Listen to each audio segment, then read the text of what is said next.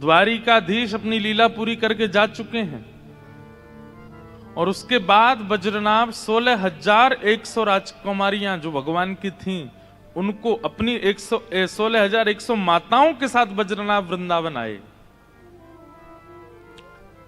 और वृंदावन आकर के उनको क्या मिला? कुछ भी नहीं, यहां कोई नहीं है,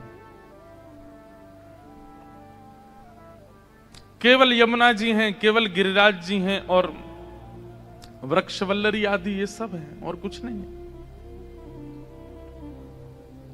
तब उन्होंने सांडिल्य मुनि का स्मरण किया और भगवान के कुल मोहित्र श्री सांडिल्य मुनि आए, कुल पुरोहित। और सांडिल्य मुनि ने आकर के कहा, सबसे पहली बात बहुत ध्यान से सुनिएगा, जो थे शब्द का प्रयोग तुम कर रहे हो कि इस ब्रज में ठाकुर जी लीला करते थे, अब कहां हैं? ये थे शब्द नहीं, व्रज में थे शब्द नहीं है शब्द का प्रयोग करो। ठाकुर जी आज भी लीला कर रहे हैं। अरे वज्रनाभ, ये एकमात्र व्रज ऐसा है जहां प्रत्यक्ष दृष्टि से नहीं देखा जा सकता। प्रत्यक्ष दृष्टि से, मैं कहता हूं कथा में, आप अपनी भौतिक दृष्टि से अगर देखोगे तो आपको गलियां दिखेंगी, रोड दिखेंगी, ट्रैफिक दिखेगा, बंदर दिखेंगे, ब्रजवासी दिखेंगे, भीड़ दिखेगी। लेकिन जब आप प्रेम दृष्टि से देखेंगे तो आपको कुछ और दिखेगा। ये जितने भी आचार्य गए हैं वृंदावन, ये प्रेम दृष्टि जागृत करके गए हैं और इनको उसी भाव में ठाकुर जी दिखाई देते हैं। चाहे वो भक्तिमती मीराबाई हो, मीराबाई अपने मैंने पहली बार मीरा चरित्र भी गांधी धाम में ही कहा था, अभी फिर मीरा चरित्र और विस्तार से कहेंगे सितंबर में चंडीगढ़ में। 7 दिन का मीरा चरित्र है, उसका प्रारंभ हमने गांधी धाम से ही किया। तो उस विषय में क्या आता है कि मीराबाई वर्षों तक नहीं गई वृंदावन। मीराबाई के जीवन में कई घटनाएं घट गईं। उनका विवाह कर दिया गया, उनके पति जिनसे विवाह हुआ उनकी मृत्यु हो गई, उनके देवर ने खूब प्रताड़ना कर दी, उनके परिवारी जनों ने क्या क्या नहीं किया। उसके बाद वो अपना ससुराल छोड़ के पीहर आ गई। फिर उसके बाद भी बहुत वृंदावन नहीं गई। क्यों? क्योंकि अभी तक प्रेम, जबकि मीराबाई की प्रेम दृष्टि वो तो पहले से ही जागृत थी, लेकिन वो उसमें और प्रगाढ़ता चाहती थी कि मैं वृंदावन जाऊं तो मुझे वहां दोष ना दिखे। और जब प्रेम दृष्टि जागृत हो गई तब मीराबाई वृंदावन को गई।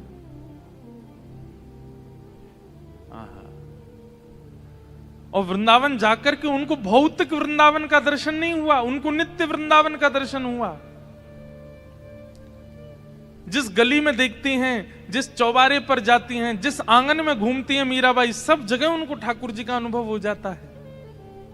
अरे कहां तक कहें, बड़े बड़े साधकों को भी, कथा बड़ी प्रसिद्ध है कि जीव गोस्वामी पाद किसी स्त्री को नहीं देखते थे, लेकिन मीराबाई दर्शन करने के लिए आई तो सेवकों ने कहा कि हमारे गुरुजी स्त्रियों से नहीं मिलते। तो मीराबाई कहती, अच्छा आपके गुरुजी स्त्रियों से नहीं मिलते? बोले नहीं, इसका मतलब आपके गुरुजी पुरुष हैं। सेवक बोले और नहीं तो क्या? अरे भैया, हमने तो सुना था कि इस वृंदावन में सब स्त्री हैं, पुरुष तो केवल कृष्ण हैं। जहां पर देवादिदेव महादेव गोपीश्वर बनकर के आते हैं, जहां पर देवादिदेव महादेव शंकर भी गोपी बनकर के आते हैं, वहां आपके गुरुजी पुरुष हैं। वृंदावन में तो एक ही पुरुष सुना था हमने, आपके गुरुजी भी पुरुष हैं। ऐसा कहकर के मीराबाई तो चली गई। लेकिन शिष्यों ने ये बात जाकर के जब जीव गोस्वामी जी से कही कि मीराबाई बोल रही हैं कि वृंदावन में केवल एक पुरुष है, बाकी सब गोपी हैं। उसी दिन जीव गोस्वामी बोले कि भजन तो वर्षों से कर रहा था, साधन तो बहुत दिनों से कर रहा, पर फल आज मिला। क्या? कि ये देह बुद्धि मेरे अंदर थी कि मैं पुरुष हूं और वो स्त्री है, और उसने आकर के मेरी इस देह बुद्धि को नष्ट कर दिया कि वृंदावन में केवल एक पुरुष है। और गए और मीराबाई को देख करके अपना ये नियम तोड़ दिया कि मैं स्त्रियों से नहीं मिलूंगा। ये है प्रेम, प्रेम दृष्टि कि मीराबाई स्वयं तो सब जगह श्री कृष्ण का अनुभव करी नहीं है वृंदावन में, और जो साधक वर्षों से वृंदावन में उनका भी जाकर के कृष्ण दर्शन करा रही हैं।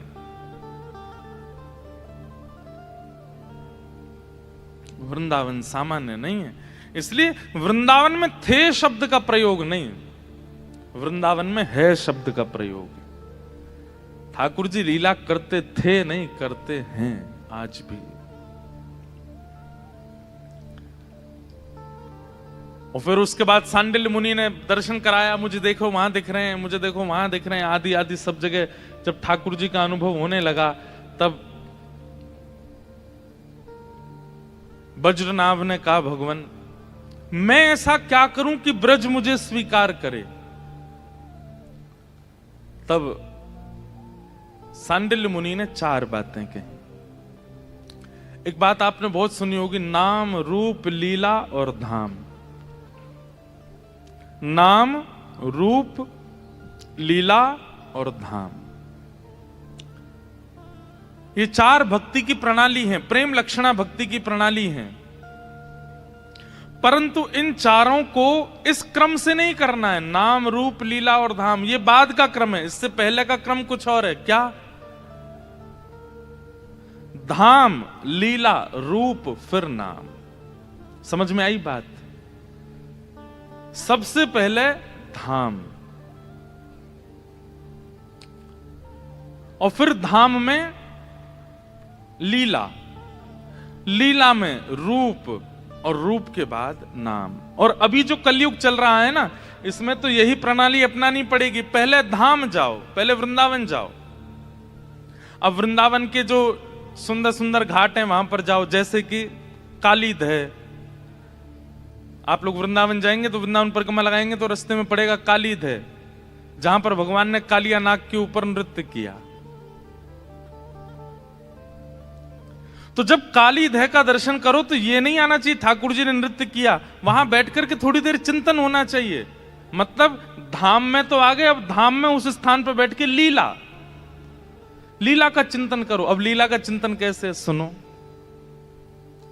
श्री जयदेव महाप्रभु कहते हैं, बहुत ध्यान से सुनिएगा, यही यही यही प्रकल्प बताया है यहां पर सांडिल्य मुनि ने कि धाम जाओ और धाम में जिस स्थान का दर्शन करो वहां उस स्थान पर लीला का अनुभव करो। राधा रमण जी गए हैं तो आप राधा रमण जी को देखो तो आपके सामने झांकी आनी चाहिए कि श्री गोपाल भट्ट जी के शालिग्राम जी थे। गोपाल भट्ट जी बड़े व्याकुल रहते थे। एक दिन उन्होंने निवेदन किया कि नाथ आपके भी नेत्र हों, नासिका हों, होठ हों, कान हों, हाथ हों, पैर हों। और एक दिन उनकी विरह भावना से ये स्वरूप प्रकट हो गया। इस भावना से जब आप उस धाम का दर्शन करोगे तो वो धाम अवस्थित हो जाएगा चित्त में, मतलब लीलात्मक धाम का दर्शन। बहुत ध्यान से सुनिएगा। कालीद है, कालिया विषधारा गंजन जनरंजन जनरंजन। अभी महाप्रभु जगन्नाथ जी अनवसर में चले गए हैं। अगर आप लोगों के घर पे कहीं भी जगन्नाथ जी का स्वरूप हो, जगन्नाथ जी, हमारी कथा में रोज जगन्नाथ जी विराजते हैं, आज नहीं आए हैं क्योंकि अगले 15 दिन के लिए जगन्नाथ जी अब अनवसर में हैं। इसलिए किसी के घर पर अगर चित्र भी हो ना जगन्नाथ जी का, तो एक सुंदर वस्त्र पर इत्र लगा के जगन्नाथ जी को धरा दो। अभी 15 दिन दर्शन नहीं करना है जगन्नाथ जी का। महाप्रभु जगन्नाथ अनवसर में है इस वक्त। उन जगन्नाथ जी के सन्मुख जयदेव महाप्रभु गा रहे हैं, कालिया विषधारा गंजन जनरंजन जनरंजन यदुकुल नलिन दिनेश जय जय देव हरे यदुकुल नलिन दिनेश, जय जय देव हरे। यदुकुल नलिन दिनेश, जय जय देव हरे। यदुकुल नलिन दिनेश, जय जय देव। कितनी अच्छी बात है, बहुत ध्यान से सुनिएगा। धाम जाओ और धाम में जिस स्थान का दर्शन करो वहां की लीला का चिंतन करो। केवल ठाकुर जी का दर्शन करके संतुष्ट मत हो जाओ। अब आप वृंदावन गए, वृंदावन परिक्रमा में काली देह का दर्शन किया, भैया ये काली देह, तो आप ना सोचोगे बोले ठाकुर जी की गेंद गिर गई थी जमुना जी में तो ठाकुर जी कूद गए और कालिया नाग ऊपर आया, उसके फणों पर नृत्य करके ठाकुर जी ने उसको यहां से भगा दिया। अब यहां एक बात आती है, जयदेव महाप्रभु कहते हैं, बोले ठाकुर जी आप एक मुष्टिक प्रहार करते हैं और एक मुष्टिक प्रहार में अघासुर, बकासुर, धेनुकासुर इन सबका आप वध कर देते हैं। पूतना जैसी राक्षसी का आप केवल पयोधर पान करके वध कर देते हैं। अपनी इकन्नी उंगली के नख पर आप गिरिराज जी को धारण कर लेते हैं और इतना आपने नृत्य किया कालिया नाग के ऊपर, फिर भी वो मरा नहीं। क्यों? हमारे मन में कभी नहीं आई ये बात। कितना नृत्य किया। भागवत जी में वर्णन आता है कि चम चम चम चारण धारत, चम चम चम चारण धारत, बिम बिम बिम बिनती करत, बिम बिम बिम बिनती करत, नाग वधू तारी तांडव, गति मुंडन पर तांडव, गति मुंडन पर तांडव, गति मुंडन पर तांडव, गति मुंडन पर निरतत बनवारी तांडव, गति मुंडन पर तांडव। हमारे ब्रज में गाते हैं पद, चम चम चम चरण धरत। ठाकुर जी कैसे चरण धर रहे हैं? बोले कि 108 मुख हैं कालिया नाग के और वो जिस जीव को बाहर निकालता है। अब ठाकुर जी अभी 14वें नंबर वाले सिर के ऊपर हैं और उसने जीव निकाली 80 नंबर वाले की, तो ठाकुर जी सीधे वहां कूदते हैं। जिस जीव को निकालता उसी पर ठाकुर जी का दूसरा छोटे से कन्हैया, इतना विशाल कालिया नाग और इतनी द्रुत गति से ठाकुर जी उसके ऊपर नृत्य कर रहे हैं। और कहते हैं नृत्य करते करते ठाकुर जी ने जो जो जीव उसने निकाली वो जीव पकड़ ली ठाकुर जी ने। एक पकड़ी, दो पकड़ी, तीन पकड़ी, एक प्रकार से जैसे एक रथ हाँकने वाला रस्सी पकड़ लेता है, ऐसे ठाकुर जी ने समस्त जीव पकड़ ली कालिया नाग की। रक्त मंडित हो गया उसका मुख, लेकिन मरा नहीं। ठाकुर जी आपने कालिया नाग को क्यों नहीं मारा? और फिर जयदेव महाप्रभु कहते हैं जन रंजन ए। कालिया नाग पर जब ठाकुर जी नृत्य कर रहे थे तो जयदेव महाप्रभु कहते हैं कि यहां पर जनरंजन हो रहा था। जनरंजन मतलब सब खुश हो रहे थे। भागवत जी में तो कह रहे हैं सब रो रहे थे।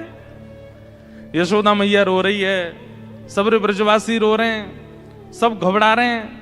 बोले अरे लाला नीचे उतर जा, जो सांप है खा जाएगो। ठाकुर जी मेरे 2 संशय दूर करिए। बोले क्या? बोले पहला संशय तो ये कि कालिया नाग मरा क्यों नहीं इतना नृत्य करने के बाद भी, और दूसरी बात यहां किसका रंजन आप कर रहे थे? आहा। तब जयदेव महाप्रभु कहते हैं, बोले जय जय मेरे मन में एक कथा आई है। ठाकुर जी बोले कौन सी कथा? बोले मेरे मन में ऐसा भाव आया कि कालिया नाग पर नृत्य करने से 2 दिन पहले आप किशोरी जी से निकुंज में मिले थे और वहां आपने किशोरी जी से प्रार्थना करी थी, हे श्यामाजू आप बहुत बढ़िया नृत्य करो, मुंह को भी करनो सिखाए दो। तो किशोरी जी ने आपको 2 दिन पहले नृत्य करना सिखाया था। अब जब नृत्य सिखा देते हैं गुरुजन तो फिर कहते हैं करके दिखाओ। तो आपने कहा, बोले हे श्यामाजू यहां नहीं दिखाऊंगा। बोले तो कब दिखाओ? बोले सुंदर मंच मिलेगा वहां दिखाऊंगा। मंच मिलेंगे, देखने वाले दृष्टा मिलेंगे, तब आपको नृत्य दिखाऊंगा। ठाकुर जी हमें ऐसा लगता है कि कालिया नाग वध नहीं किया आपने। ये कालिया उद्धार लीला जो थी, ये श्री जी को आप नृत्य दिखा रहे थे।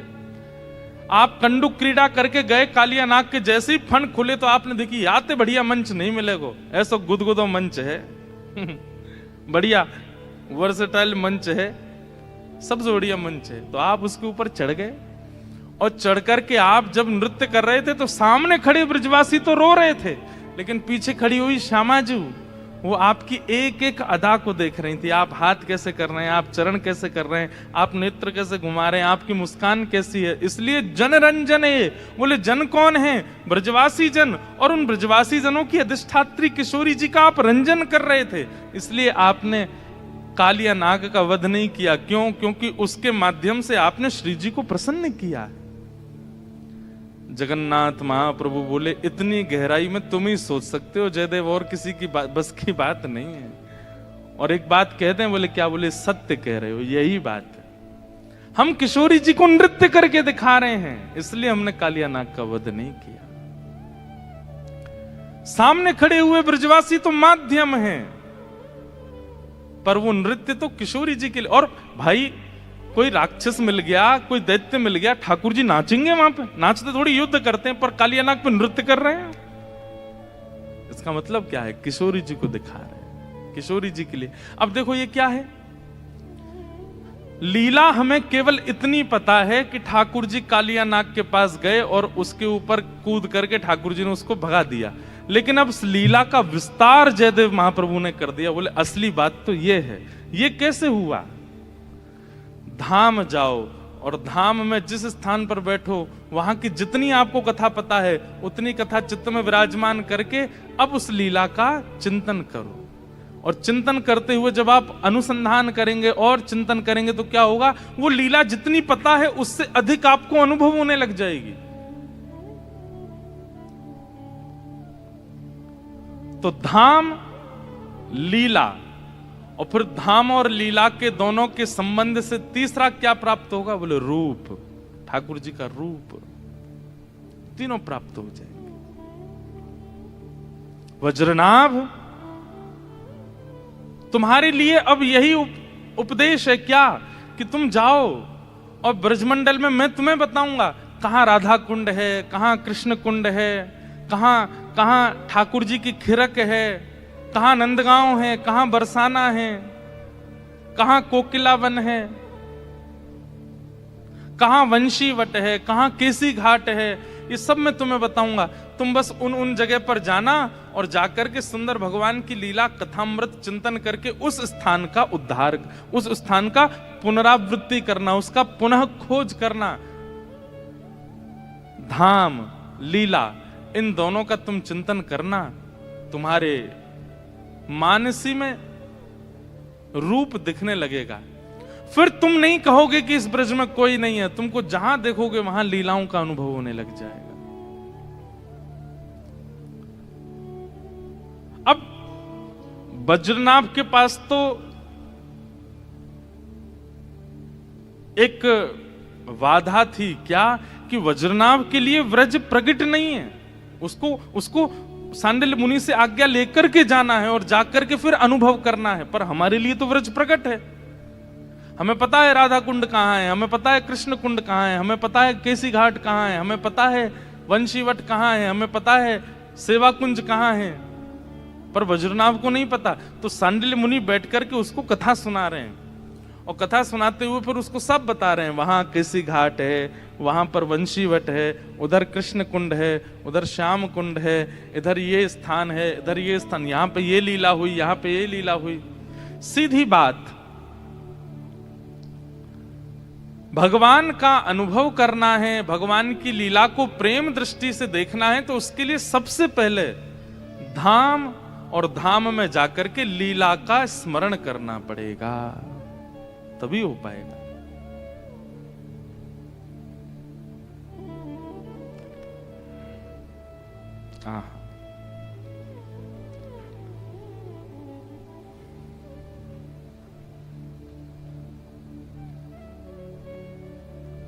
निकल पड़े वज्रनाभ और ब्रज का उत्थान करने लगे। जो भगवान कृष्ण के जाने के बाद ब्रज पूरा वनमय हो गया था, उस वन को अब उत्थान करके उसको व्यवस्थित करने लगे वज्रनाभ। लीलाएं सुनते हैं और सुनकर के फिर जाते हैं, उस स्थान को खोजते हैं, उसको प्रकट करते हैं। व्रज को 2 बार प्रकट किया गया है बंधुओं कलिकाल में, बहुत ध्यान से सुनिएगा। पहले तो भगवान के परपौत्र वज्रनाभ ने किया, उसके बाद व्रज पुनः अपने आप को ढक लेता है, उसके बाद उस व्रज को प्रकट रूप सनातन गोस्वामी, स्वामी श्री हरदास जी महाराज, हितरवंश महाप्रभु आदि आदि आचार्यों ने फिर से किया।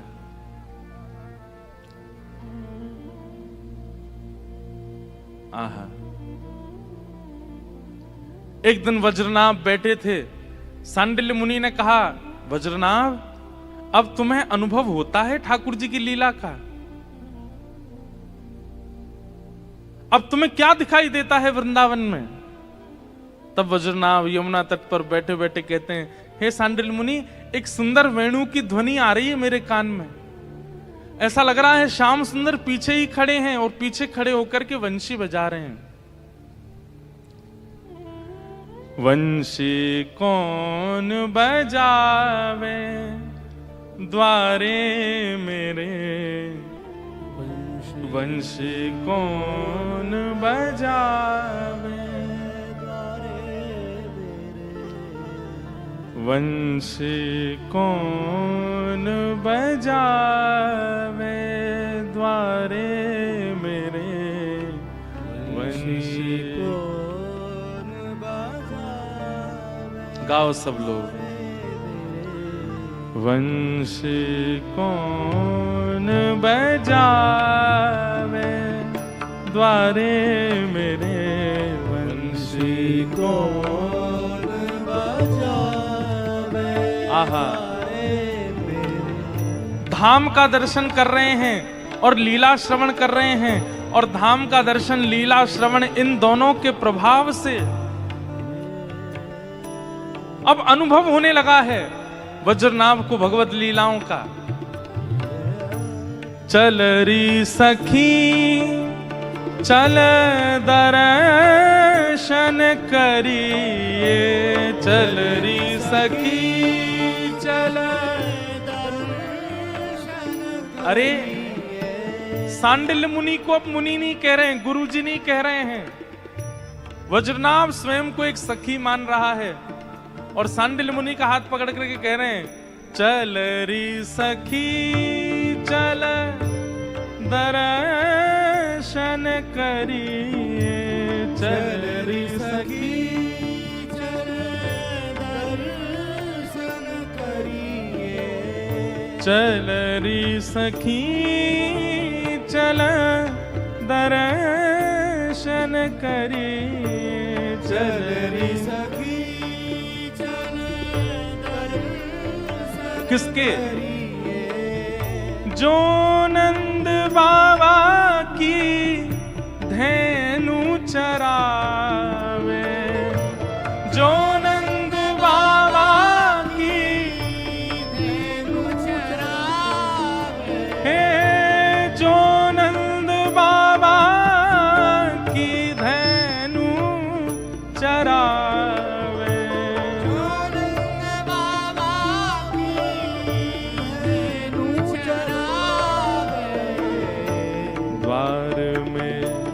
वंशी कौन बजावे द्वारे मेरे, वंशी कौन बजावे द्वारे मेरे, वंशी कौन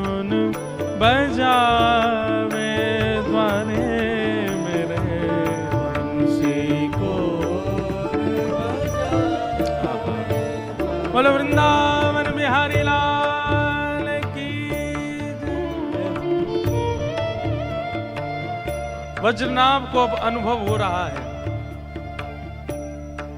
जो वज्रनाभ ये कहता हुआ आया था कि इस ब्रज में लीला होती थी, अब उसे प्रत्यक्ष दिख रही है।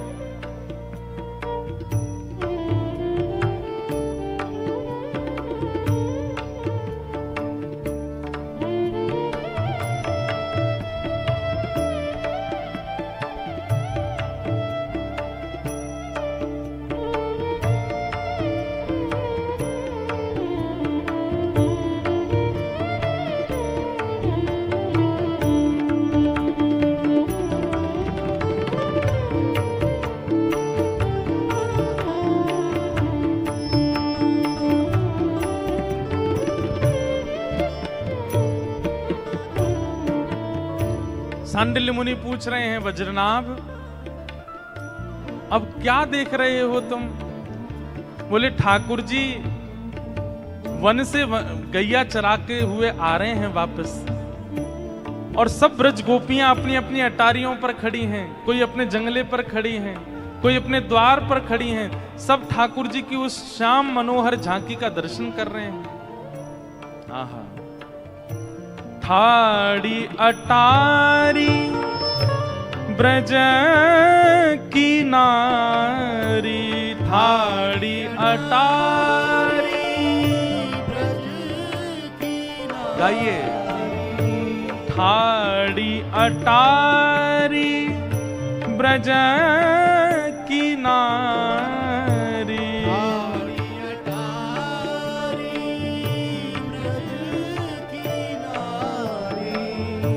हरित फूल बरसावे, ओ हर्ष फूल बरसावे, हर्ष फूल बरसावे,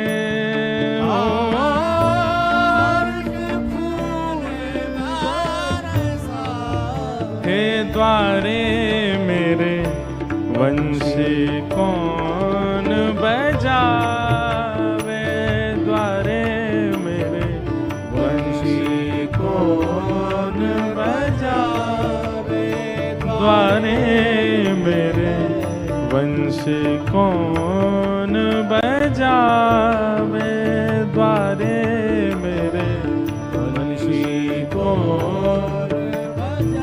बंधुओं, भगवान की सबसे मधुर लीलाओं में एक मधुर लीला है जिसका नाम है छाक लीला। छाक लीला का मतलब क्या है? ठाकुर जी जब वन भोज करने के लिए जाते हैं, वन में अपने अपने घरों से सब ब्रजवासी निकल के आते हैं, अपनी अपनी बछिया गैयाओं को लेकर के, और सब नंद भवन पर प्रतीक्षा करते हैं कि लाला आ रहा होगा। तब अपनी छोटी छोटी गैयाओं को लेकर के ठाकुर जी आते हैं बाहर। और कैसे आते हैं, वो झांकी कैसे पता है? घुटने से ऊपर ऊपर तक ठाकुर जी धोती पहनते हैं, कमर में सुंदर काली कमली बांधते हैं, उसमें वंशी खोंच लेते हैं, एक गैया हाकवे की छड़ी ऐसे कंधे पर लटका लेते हैं, और उस छड़ी के अंतिम भाग में एक पोटली टंगी होती है, उसमें छाक, छाक माने भोजन, भोजन यशोदा मैया ने रखे, कचू रोटी रखी, मक्खन रखे हैं, मिश्री रखी है, वो छाक लटका करके सब ब्रजवासी देखेंगे किसकी छाक बड़ी है। मतलब छड़ी पर टंगे भय जो अंतिम भाग में जो वस्त्र हैं वो कौन को बड़ो है। कभी मधुमंगल को बड़ो है, कभी श्रीदाम जा को बड़ो होवे, सब कहें लाला आज तो या की छाक ज्यादा बड़ी लग रही है, यही की पामेंगे सब लोग। लेकिन ठाकुर जी की जो छाक है वो सबसे छोटी होती है। क्यों? क्योंकि ठाकुर जी अपने भवन में नहीं पाते, ठाकुर जी सबके भवन का पाते हैं, सबका पाते हैं। गौ चारण करने के लिए जब जाते हैं तो गैया तो चढ़ती रहती हैं, और वहां सब ब्रजवासी गोप ग्वाल घेर करके बैठ जाते हैं, मध्य में ठाकुर जी। सुकाचार्य जी वर्णन करते हैं, विभ्रद वेणुम जठर पटयो शांग वेत्रे च कच्छे वामे पाणे मृषण कवलम तत्फलम लांगुलीषु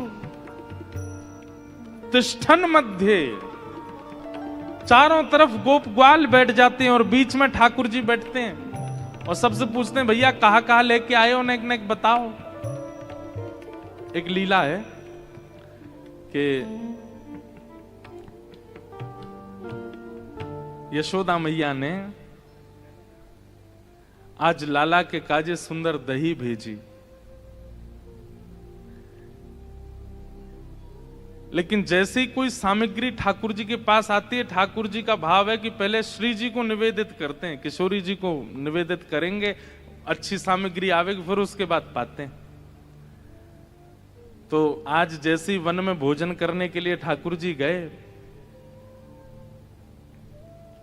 तो सबसे ज्यादा भूख लगती है ठाकुर जी के सखा मधुमंगल को। वन में पहुंचने की देरी नहीं होती कि चिल्लाना शुरू कर, लाला भूख लग रही है बहुत जोर से, जल्दी से छाक खोल ले, लाला अभी तो भूख लग रही है, कब पहुंचेंगे हम, कब बैठेंगे, जल्दी खोल ले, अरे मुकुश श्रीदामा की छाक में ते अचार की खुशबू आ रही है, लाला जल्दी खोल ले। ठाकुर जी कहे तो नेक में ही भूख लगी आवे, भोजन को कोई नाम बोल दे तेरे मुंह में ऐसा पानी आवे, तो सुबह बाल भोग ना करके आयो लाला, इतने चल के आए ना बात मेरो सबरो भोजन पच गो, मुंह फिर तो भूख लगी आई। तो कई बार ऐसा होता है कि जब बच्चे स्कूल लंच बॉक्स लेके नहीं जाते हैं ना, भूल जाते हैं, या माता जी उठी नहीं सो के, हमारी माता जी तो उठती थी, वो कई बच्चे ऐसे हमारे मित्र आते थे वो लंच नहीं लेके आते थे, उनसे पूछते क्यों नहीं लेके आए, और मम्मी सो रही थी। मैं तो तुझे किसने तैयार किया, बोले कि पापा ने तैयार करके भेजा।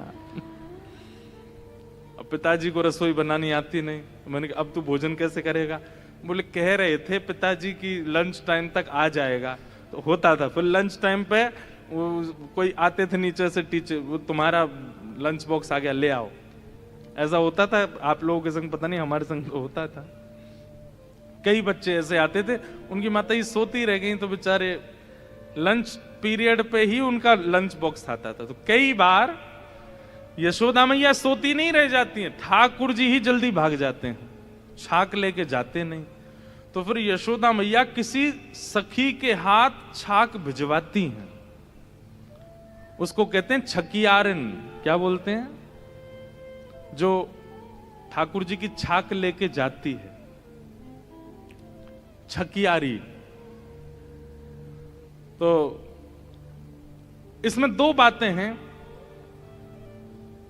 कि ठाकुर जी छाक लेकर के क्यों नहीं जाते। उसमें पहली बात तो ये है कि ठाकुर जी को ये लगती है ग्वाल बाल बेचारे द्वार पे इतनी देर से ठाड़े हैं, मेरे दर्शन के काजे, मैं विलंब ना करूं, जल्दी चलो जाऊं। तो ठाकुर जी जल्दी बाहर आ जाते हैं। और दूसरा भाव ये है कि ठाकुर जी जब छाक लेकर के नहीं जाते तो किसी गोपी को अवसर मिलता है छाक लेके वन में जाने का, और उसको ठाकुर जी के दर्शन का सौभाग्य मिल जाता है।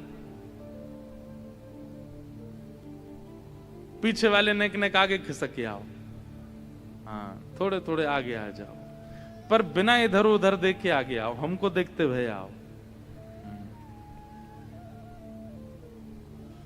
गांधी धाम वाले इससे भी बड़ा हॉल बनवा लो अगली बार के लिए, तब आवेंगे। आप लोग इतने भाव से आते हैं, इतने प्रेम से श्रवण करते हैं, तो ध्यान से सुनना, ये छवि का दर्शन वज्रनाभ को हो रहा है जो हम अनुभव करा रहे हैं। तो आज ठाकुर जी छाक लेकर के नहीं आए। मधुमंगल बोलो मुझे तो भूख लग रही है, अरे मेरे तो पेट में दर्द है लगो, अरे मुझे तो बहुत जोर से भूख लगी है। सब सखा के बोले लाला जी तो भूखो ही रहे 24 घंटा, या तो नेक में ही भूख लगी आवे। सुबह बाल भूख करके निकला है घर से, वो केवल इतनी दूर गयो है कि केवल घर से निकल के वृंदावन से बाहर यमुना जी के तट पर, इतने में तो भूख लगी आई उसको। और ये कैसा है, अभी छाक आरोग लेगो, छाक पालेगो, और छाक पावे के बाद जब वापस घर जाएगो फिर रोने लगेगो कि मुझे भूख लग रही है, मेरो सबरो पच गो, चल के आया हूं, इतनी भूख लगे। मधुमंगल बोलो लाला भूख लग रही है। ठाकुर जी बोले मैं तो छाक लायो नहीं हूं, कोई छकियारी आ रही होगी देखियो। तो मधुमंगल ऊंचे ऊंचे वृक्षों पर चढ़ करके ढूंढ रहा है, अरे कोई छकियारी आई का, कोई छकियारी आई का, कोई भोग लेके आ रही है का घर से। और बार बार कहे लाला अभी तो कोई दिख ना रो, अभी तो कोई आए ना रो। तो ये लीला एक दो दिन की नहीं है, रोज सी होती है। तो छकियारिन दूर से ही देख लेती है कि एक पेड़ पर मधुमंगल चढ़ा हुआ है और ये भोजन की प्रतीक्षा कर रहा है। तो जानबूझ के छकियारी कहीं और चली जाती है कि और व्याकुल हो जाए। लेकिन आज यशोदा मैया ने ऐसी सुंदर दही भेजी, क्योंकि यशोदा मैया को पता रोटी तो ये दूसरे इनके घर की खावे को, मैं कुछ सामग्री भिजवा दूं।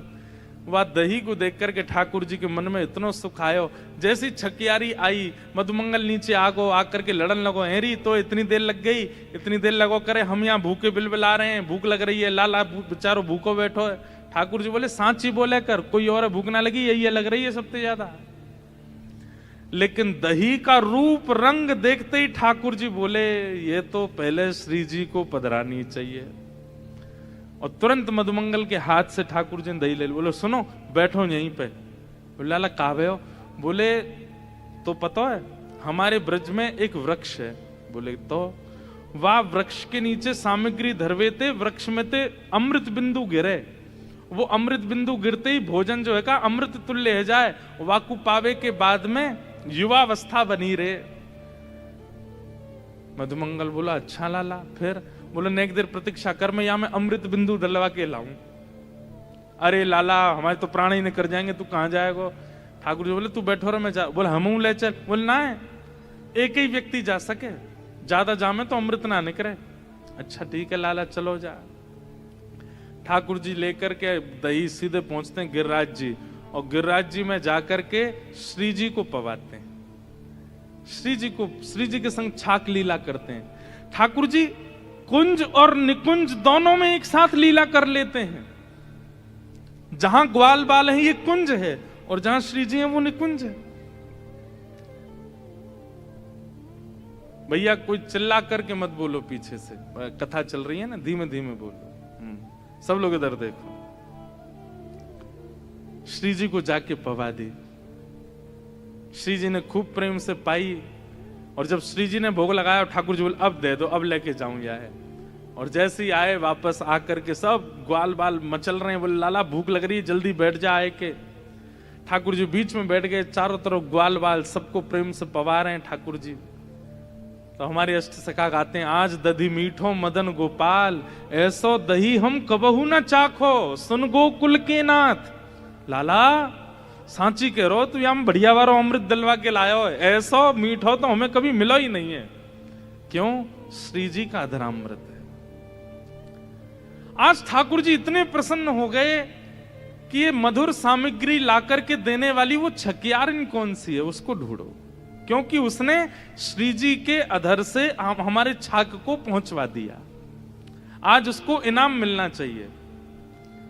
तो ठाकुर जी जब लौट करके आए हैं तो उस छकियारिन को ढूंढ रहे हैं। यशोदा मैया से कह रहे मैया आज तूने कौन सी गोपी भेजी छाक लेके? तो मैया बता रही है वो गोपी। तो ठाकुर जी उसके घर गए, और जैसे ही उसके घर गए हैं वज्रनाभ इस लीला का दर्शन कर रहे हैं।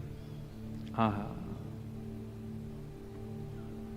सावर सखी बड़ी बड़ भागने, सावर सखी बड़ी बड़ भागनी, सावर सखी बड़ी बड़ भागनी, सावर सखी बड़ी बड़ भागनी, जिन हरि कंठ लगायो,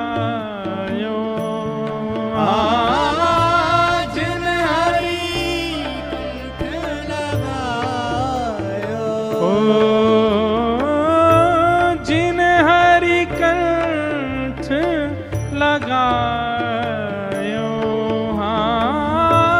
जिन हरि कंठ लगायो, हे द्वारे मेरे वंशी कौन बजावे, द्वारे में बंशी कौन बजाई, द्वारे मेरे वंशी वंश कौन बजावे, द्वारे मेरे बंशी कौन बजावे। चल री सखी चल दर्शन करिए, चल री सखी चल दर्शन करिए।